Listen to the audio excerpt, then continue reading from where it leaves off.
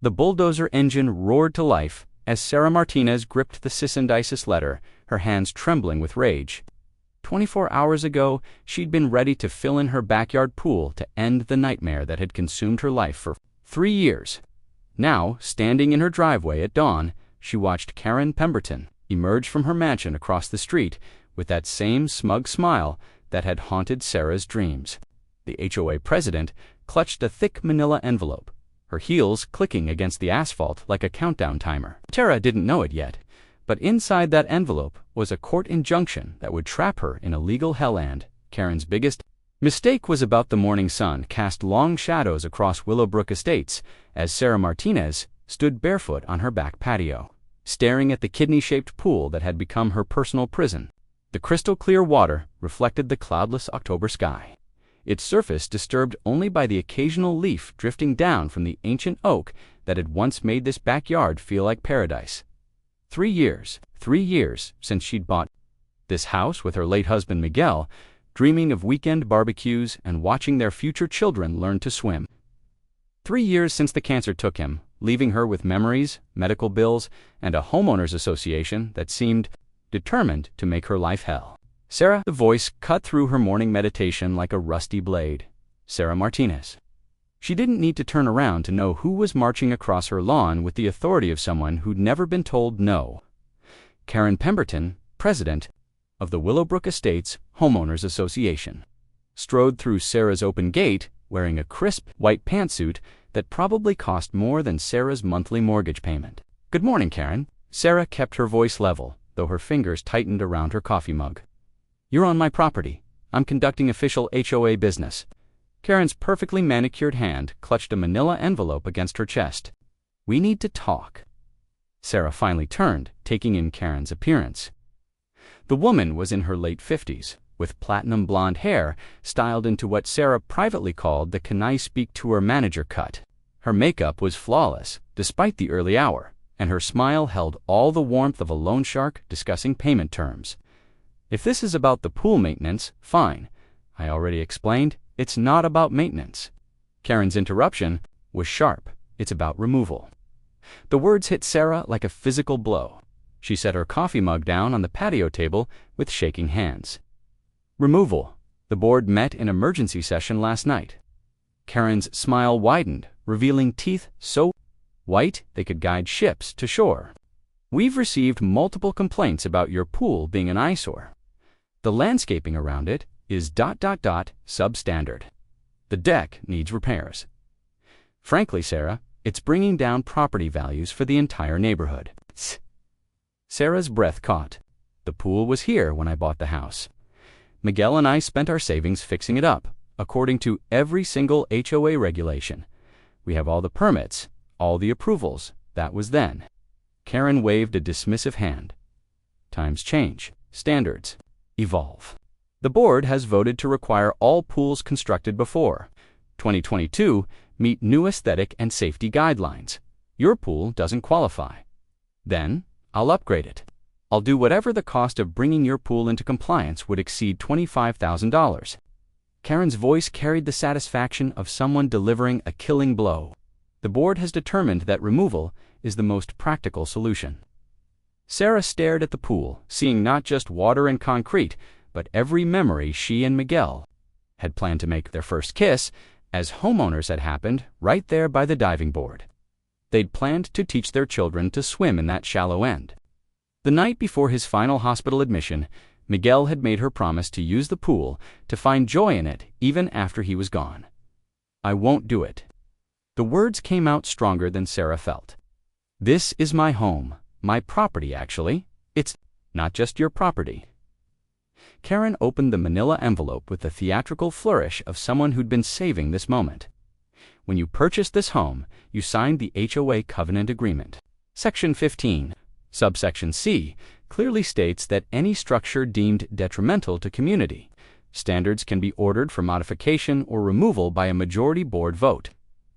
Sarah snatched the papers from Karen's hands, scanning the legal language that might as well have been written in ancient hieroglyphics.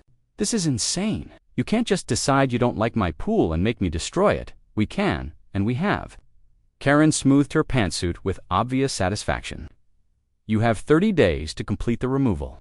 If you fail to comply, the HOA will hire contractors to do the work and bill you for the costs, plus penalties and legal fees. How much? For removal, $8,000 to $10,000, depending on the contractor, plus our legal fees, administrative costs, and non-compliance penalties. You're looking at approximately $15,000 total. Sarah's legs felt weak. Her teacher's salary barely covered her mortgage and basic expenses. After Miguel's medical bills, her savings were gone. $15,000 might as well have been $15 million. I need to see a lawyer. Karen's laugh was like breaking glass. By all means, just remember that every day you delay increases your eventual costs. And Sarah, she stepped closer, her voice dropping to a whisper. I know about your financial situation. The missed mortgage payments, the credit card debt. You can't afford to fight this. Heat flashed through Sarah's chest. How do you know about? I know about everyone in this neighborhood. It's my job. Karen's smile never wavered. You're drowning, honey. Don't make it worse by fighting the current. Get off my property. Sarah's voice was barely controlled. Now, 30 days. Sarah, don't say I didn't try to help you do this the easy way. Karen clicked across the patio in her designer heels, pausing at the gate to deliver one final shot. Oh, and Sarah. The board meeting where we voted on this, it was unanimous. Even the Hendersons voted for removal, and they used to be such good friends of yours and Miguel's. The gate clicked shut behind her, leaving Sarah alone with the sound of her hammering heart and the gentle lap of pool water against concrete. She sank into one of the patio chairs Miguel had bought at a garage sale, the cheap plastic creaking under her weight. 30 days to destroy the last piece of her life with Miguel. 30 days to come up with money she didn't have to save something she couldn't afford to lose. She pulled out her phone and scrolled through her contacts until she found the number she was looking for. Janet Chen had been Miguel's work friend, but she'd also mentioned being married to a lawyer. Janet, it's Sarah Martinez. I know it's early, but I need help, Sarah. How are you holding up? I was just thinking about you yesterday. I'm not great. Janet, does your husband still practice law? I need someone who knows about HOAs and property rights. David handles contract law, but HOAs aren't really his specialty. What's going on? Sarah explained the situation, her voice cracking when she described Karen's visit. Janet listened without interruption, making sympathetic noises at the right. Moments that sounds awful, honey. Let me call David and see what he says. Can you email me copies of everything they gave you? I'll do it right now, Janet. How much do lawyers usually charge for something like this? The pause told Sarah everything she needed to know. It depends on how complicated it gets.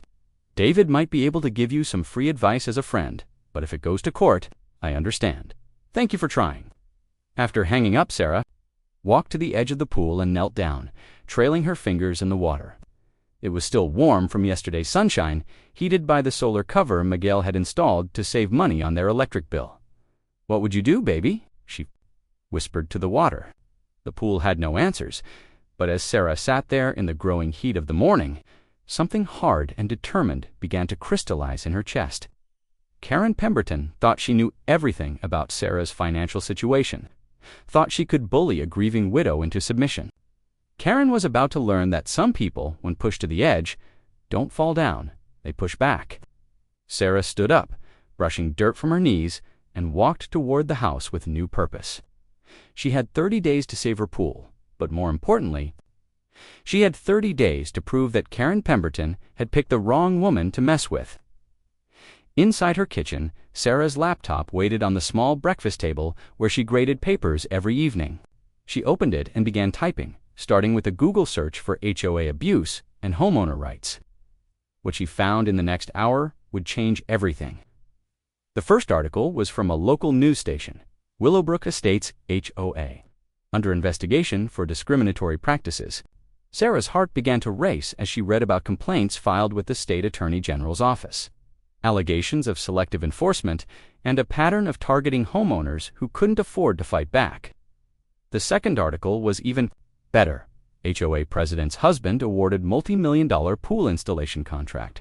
The accompanying photo showed Karen Pemberton at a ribbon-cutting ceremony, standing next to a man identified as her husband, Robert Pemberton of Pemberton Pool and Spa Construction. Sarah leaned back in her chair, pieces of a puzzle. The Channel 7 news van pulled into Sarah's driveway at 6:30 the next morning, just as the sun painted the sky in shades of pink and gold. Sarah had been awake since 4, pacing her kitchen and rehearsing what she would say. The court hearing was at 10 o'clock, giving her less than 4 hours to change the narrative from stubborn homeowner defies HOA to corrupt officials abuse grieving widow. Reporter Jessica Walsh emerged from the van with her cameraman in tow, her expression professionally sympathetic but hungry for a story.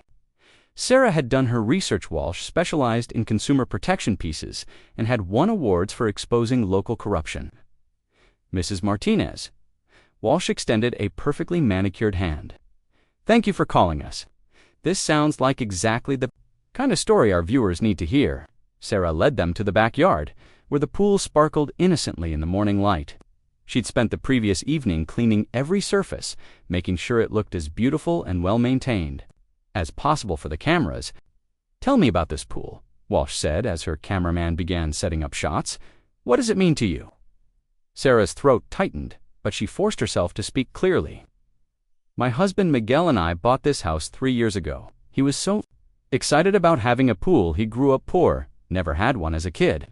We spent our first summer here planning how we'd teach our children to swim someday.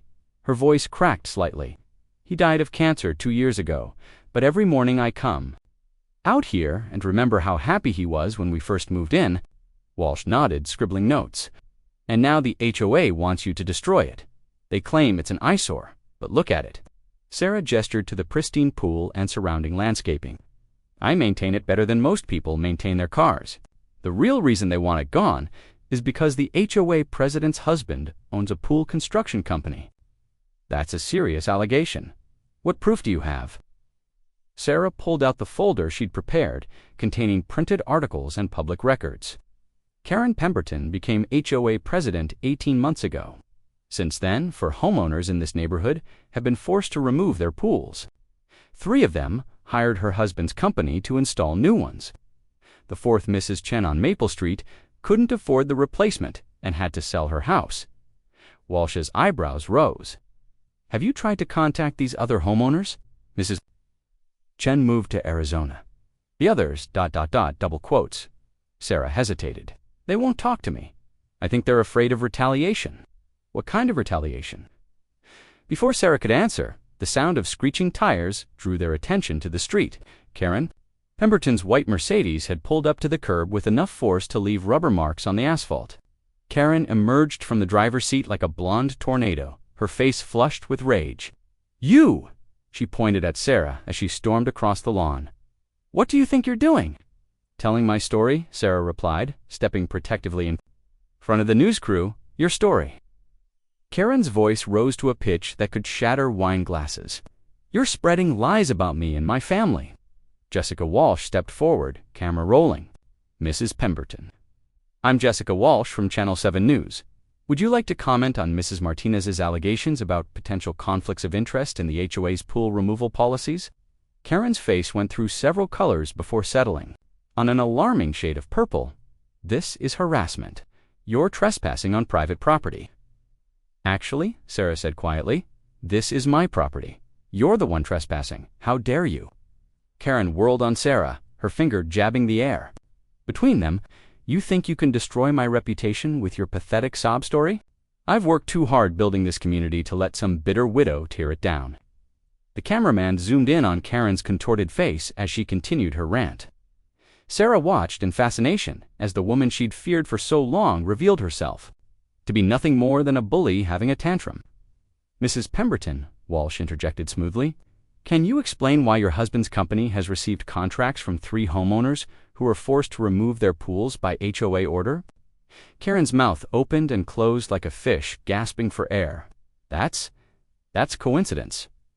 Robert runs an honest business, a business that's grown by 300% since you became HOA president. Where did you get that information? Karen's voice was shrill now. That's confidential business data. Public business licenses are hardly confidential, Walsh replied. Would you like to explain the correlation between your HOA enforcement actions and your husband's business growth?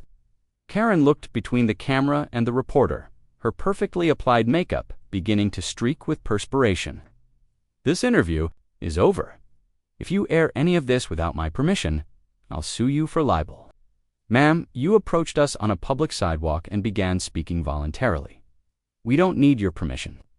Karen's retreat was less dignified than her arrival, her heels catching in the soft grass as she stumbled back toward her car. She paused at the gate to deliver one final threat. "You'll regret this, Sarah. I promise you that." The Mercedes disappeared around the corner with another screech of tires, leaving an almost comical silence in its wake. "Well," Walsh said, turning to her cameraman, "did you get all that?" "Every beautiful second of it." Sarah felt a strange mix of exhilaration and terror. She'd just declared war on the most powerful person in her neighborhood, and she had no idea what the consequences would be. Mrs. Martinez, Walsh said, "I need to ask you something off the record. Are you prepared for how nasty this could get? People like Karen Pemberton don't go down without a fight." Sarah looked at her pool, remembering Miguel's face, the first time he'd seen it, his pure joy at finally having something he'd dreamed about as a child, the plans they'd made, the future they'd imagined. "She made one mistake," Sarah said quietly. "She assumed I had nothing left to lose." The news crew packed up their equipment and left, promising to have the story ready for the evening broadcast. Sarah had 2 hours before the court hearing. Just enough time to shower, change into her best dress, and prepare for battle. At 9:45, Sarah walked into the Riverside County Courthouse, wearing the black dress she'd bought for Miguel's funeral and carrying a briefcase borrowed from her principal. The HOA's lawyer, a thin man in an expensive suit, was already seated at the plaintiff's table with Karen beside him. Karen had transformed herself back into the picture of suburban respectability, her hair perfect, her makeup flawless, her expression radiating wounded dignity. When she saw Sarah, she leaned over to whisper something to her lawyer that made him nod grimly. "All rise for the Honorable Judge Patricia Morrison." Judge Morrison was a woman in her 60s with steel gray hair and the kind of known-sense expression that suggested she'd heard every excuse in the book. She settled behind the bench and reviewed the papers before her. "This is a hearing for injunctive relief in the matter of Willowbrook Estates, HOA versus Sarah Martinez. Counselor, present your case." The HOA's lawyer, who'd introduced himself. As Richard Sterling rose with practiced confidence, "Your Honor, this is a straightforward matter of covenant enforcement. Mrs. Martinez has willfully defied a lawful HOA directive to remove a non-compliant structure from her property. The Homeowners Association has clear authority under the signed covenant agreement to maintain community standards." Sterling presented his case with the smooth efficiency of someone who'd done this many times before. He submitted photographs of Sarah's pool area, highlighting every minor flaw or small crack in the concrete, some leaves in the water, a loose board on the deck. He referenced property values and community standards, painting Sarah as a selfish homeowner whose stubbornness was harming her neighbors. "Your Honor," Sterling concluded, "the defendant has had ample opportunity to comply with this reasonable request. The HOA seeks an immediate injunction requiring pool removal within 7 days, plus attorney fees and court costs." Judge Morrison turned to Sarah. "Mrs. Martinez, you're representing yourself." "Yes, Your Honor." Sarah stood on shaking legs. "I couldn't afford an attorney. Proceed with your defense." Sarah had rehearsed this moment, but standing in the courtroom with Karen's hostile stare boring into her back, her mind went blank. She fumbled with her borrowed briefcase, papers scattering across the defense table. "Your Honor, the pool was built to code when I bought the house. All the permits were proper. I've maintained it according to every HOA regulation." "Mrs. Martinez," Judge Morrison said gently, "the issue isn't whether the pool was legal when built, but whether the HOA has authority to require its removal now." Sarah felt her case slipping away. Without a lawyer, without legal training, she was drowning in procedures and precedents she didn't understand. Then she remembered Miguel's face, remembered Karen's cruel smile, remembered the pattern of targeting vulnerable homeowners. "Your Honor, may I show you something?" She pulled out the folder of articles and public records, approaching the bench with permission. "This isn't about community standards. It's about corruption. The HOA president's husband owns a pool construction company. 4 homeowners have been forced to remove their pools since she took office. 3 hired her husband to build new ones. Sterling jumped to his feet. Objection.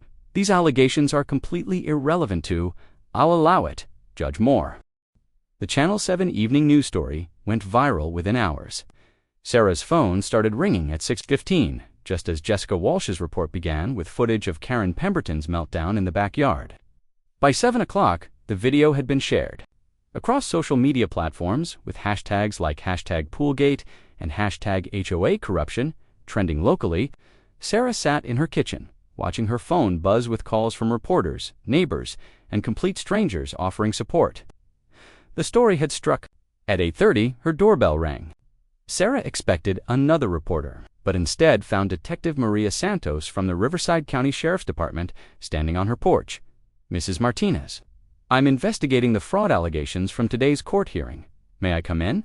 Sarah led the detective to her kitchen, where the evidence she'd compiled for court was still spread across the table. Detective Santos was a woman in her 40s with kind eyes and the demeanor of someone who'd seen enough corruption to take it personally. I've been watching the news coverage, Santos said, settling into a chair. Very interesting situation you've uncovered here. Tell me about these other homeowners who were forced to remove their pools. Sarah pulled out her timeline and property records. Mrs. Chen on Maple Street was first, about 16 months ago. Then the Johnsons on Oak Avenue, the Williams family on Pine Street, and the Garcias on Elm. All ordered to remove their pools. For various violations, all except Mrs. Chen hired Pemberton Pool and Spa for replacements. Why not Mrs. Chen? She was 83 and living on Social Security, couldn't afford a replacement, so she sold the house and moved to Arizona to live with her daughter. Detective Santos made notes as Sarah continued. Here's what's interesting, all. These families were what you might call vulnerable. Mrs. Chen was elderly. The Johnsons were going through a divorce. The Williams had just had their second child and were struggling financially. The Garcias are immigrants who were afraid to fight back because of their status. And you, Sarah's throat tightened. Recent widow with medical debt and no savings. Karen made it clear she knew about my financial problems. How do you think she got that information? I've been wondering about that. Sarah pulled out another folder. Karen's best friend is Linda Morrison, who just happens to work at First National Bank where I have my mortgage. Linda's also on the HOA board. That's a potential felony if she accessed your financial records without authorization. There's more. Sarah showed her the threatening text message. Someone warned me too. Stop investigating. The timing suggests it came from someone who knew I was digging into the pool contracts. The detective photographed everything with her phone, asking Sarah to walk through the timeline of events. As they talked, Sarah's doorbell rang again. Excuse me, Sarah said, checking the peephole. Her heart sank when she saw Tom Henderson from across the street, flanked by 2 other neighbors she recognized from HOA meetings. Mrs. Martinez, Tom said when she opened the door, we need to talk. Tom was in his 60s, a retired insurance executive who'd always been polite but distant. His companions were Janet Reeves from the corner house and Bob Martinez, no relation, from 2 streets over. All 3 looked uncomfortable but determined. If this is about the news story, it is, Tom interrupted. May we come in? We have something you need to know. Sarah reluctantly led them to the living room, where Detective Santos introduced herself and explained her presence. The 3 neighbors exchanged glances before Tom spoke. We owe you an apology, he said heavily. Janet Reeves leaned forward, her voice barely above a whisper. Karen blackmailed us. The room went silent except for the ticking of Sarah's mantle. Clock. Blackmailed you how? Detective Santos asked, pulling out her notepad. My son Tom, said, his face flushing. He got arrested for DUI 6 months ago. Karen somehow found out and threatened to spread it around the neighborhood, ruin his reputation at work. She said all I had to do was vote her way on HOA matters and she'd keep quiet. Janet nodded miserably. My daughter is gay. She's not out. To her father, yet we're divorced, and he's very conservative. Karen found out somehow and said she'd tell him if I didn't cooperate. Bob Martinez looked sick. My wife and I declared bankruptcy 2 years ago. Nobody knew except the lawyer and the court. Karen approached me at a neighborhood barbecue and casually mentioned it, said it would be unfortunate if people thought we were financial risks as neighbors. Detective Santos was writing furiously. Did any of you question how she obtained this private information? We were too scared to ask, Tom admitted. Karen has a way of making you feel like she knows everything about everyone. People are afraid of her. Sarah stared at the three neighbors, people she'd known for years. You were afraid, so you let her destroy my life instead. We didn't know she was targeting you personally, Jeanette said tearfully. She made it sound like routine HOA business, said your pool was bringing down property values. We thought you'd just comply like everyone else. Everyone else was too scared or too poor to fight back, Sarah said bitterly. That's why we're here, Bob said. After seeing the news story, we realized what she was really doing. We want to help you stop her. Detective Santos looked up from her notes. Are you willing to make official statements about the blackmail? Over the next hour, Detective Santos took detailed statements from all three neighbors. The picture that emerged was of a systematic campaign of intimidation and extortion, with Karen using illegally obtained personal information to control HOA votes and direct business to her husband's company. After the neighbors left, Detective Santos packed up her materials. Mrs. Martinez, this is bigger than pool removal. We're looking at potential charges of extortion, wire fraud, identity theft, and conspiracy. The DA's office is going to want to move fast on this. What does that mean for me? It means you're probably going to be the star witness in a major corruption case. Are you prepared for that? Sarah thought about Miguel, about the promises she'd made, about the pool that represented everything they'd dreamed of together. I'm ready? After the detective left, Sarah stood in her backyard looking at the pool. The solar lights Miguel had installed around the perimeter cast dancing reflections on the water's surface. For the first time in months, the sight brought her peace instead of pain. Her phone buzzed with a text from an unknown number.